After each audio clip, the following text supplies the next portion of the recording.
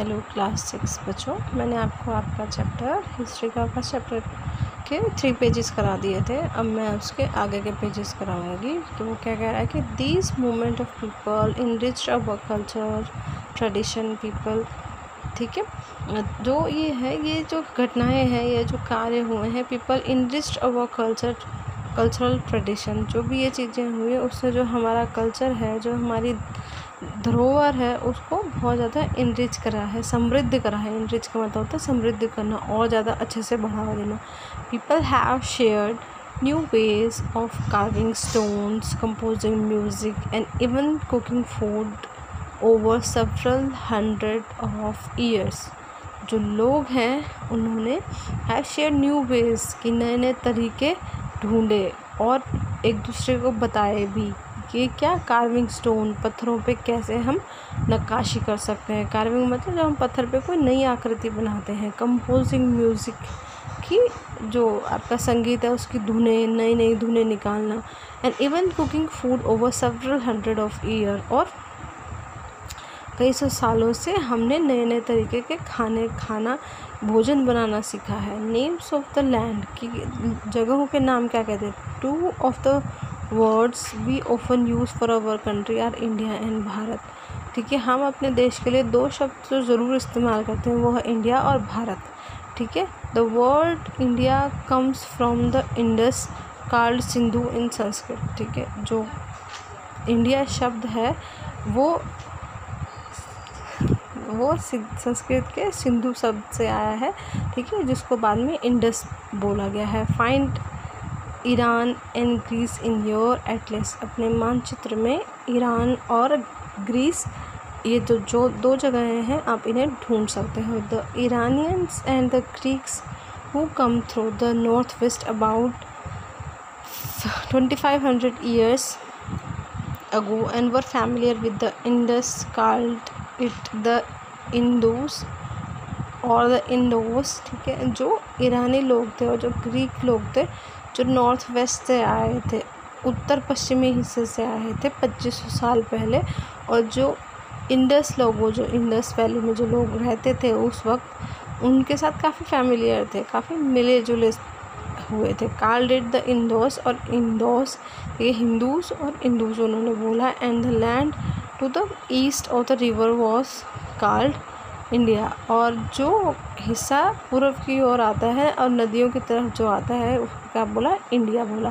The name Bharat was use for a group of people who lived in the north west.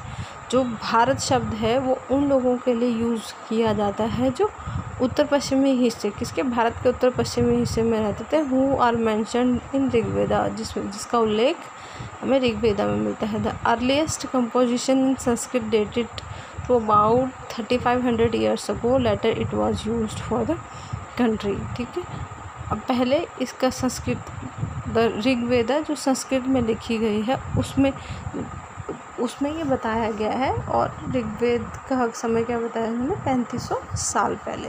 Letter it was used for the country, बाद में इसका नाम पूरे देश का नाम भारत लिया जाने लगा। Finding out about the past, अब हम अपने भूतकाल के बारे में जानेंगे, जो भी मतलब जो इस चैप्टर में बता रहे हैं।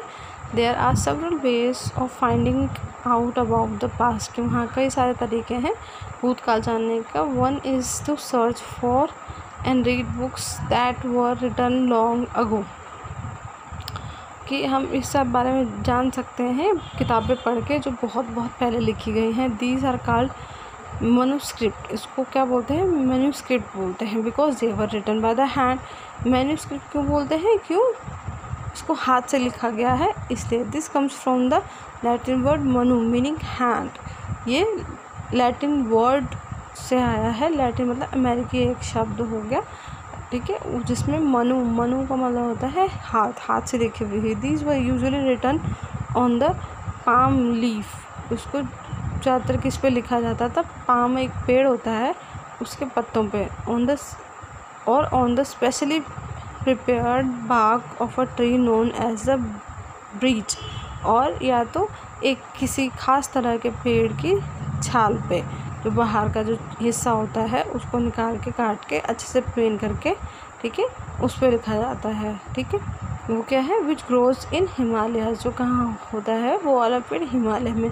Over the years many manuscript were eaten away by insect, की बहुत साल पहले की जो बहुत सारे हाथ से लिखी हुई जो किताबें थी वो कीड़ों द्वारा खाई गई। जो छोटे सम वर डिस्ट्रॉयड, कुछ ख़राब हो गई, बट मैनी हैव सर्वाइव्ड, मगर उनमें से बहुत सारी हैं जो बच गई। Often preserved in temple and monasteries, और कैसे बच पाई, या तो मंदिरों में रखी हुई थी या तो किसी के राज्य में रखी हुई थी सुरक्षित तरीके से। This books dealt with all kinds of subject, इन किताबों में सभी तरह के सब्जेक्ट हैं, विषय हैं, जैसे रिलीजियस बिलीव एंड प्रैक्टिसेस, कि धर्म से संबंधित जो हमारे विश्वास हैं वो कैसे किए जाते हैं। द लाइव्स ऑफ किंग्स, राजाओं के ज़िंदगियाँ कैसी थी, कैसे जीवन जीते थे। मेडिसिन एंड साइंस, दवाइयाँ और विज्ञान से संबंधित ये सब चीज़ें उसमें लिखी हुई थी। Beside there were epic poem plays, इसके साथ साथ वहाँ पे एपिक मतलब लंबे लंबे काव्य लिखे गए, पोएम कविताएं लिखी गई, एंड प्लेज और नाटक लिखे गए। Many of these were written in Sanskrit, बहुत सारे इनमें से संस्कृत में लिखे गए थे।